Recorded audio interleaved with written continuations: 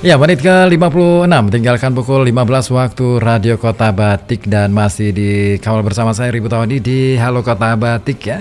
Baru saja meluncur ke ruang dengar Anda, Once Mekel dengan Tak Sempurna dan ya, Anda masih punya kesempatan untuk bisa bergabung di 0285424474 ataupun melalui WhatsApp di 0855420912 untuk menyampaikan informasi terkini ataupun mungkin berkenaan dengan apa ya, kaitannya dengan layanan publik di lingkungan Anda.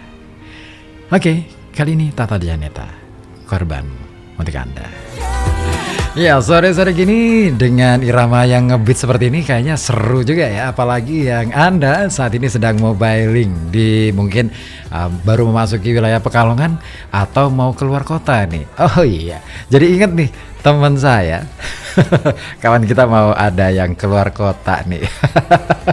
Ada siapa aja nih yang mau keluar kota? Ada Vita nanti ya hari Senin. Terus kemudian ada Ozi katanya mau juga keluar kota. Oleh-olehnya dong ya. Baik, dan berbicara tentang dunia kekinian, ada satu hal yang menarik untuk masa-masa kini. Tentu teman-teman kawan-kawan sangat paham.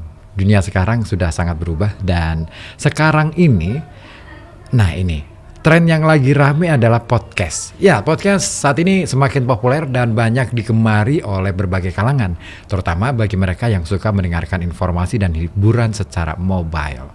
Nah, seperti podcast milik Medio ya di Gramedia ya, dengan tautan aksesnya di sana yang memberikan hiburan dan pengetahuan baru bagi pendengarnya, ini dengan akses tanpa batas. Nah, begitu juga dengan RKB, ini kayaknya sudah mulai nih ya mengalami perubahan-perubahan. Jadi Anda juga bisa menyimak siaran langsung dari live streamingnya, radio streaming ya di Jogja Streaming, atau juga kadangkala ketika ada acara dialog itu bisa Anda simak melalui YouTube dan lain sebagainya.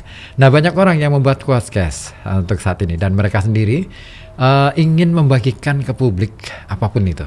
Namun untuk dapat membagikan podcast ke berbagai platform pemutar podcast seperti Spotify, Apple Podcast, Google Podcast, dan lain-lain sebagainya, ada hal penting yang harus dilakukan, yaitu menyimpan dan mendistribusikan podcast melalui podcast hosting.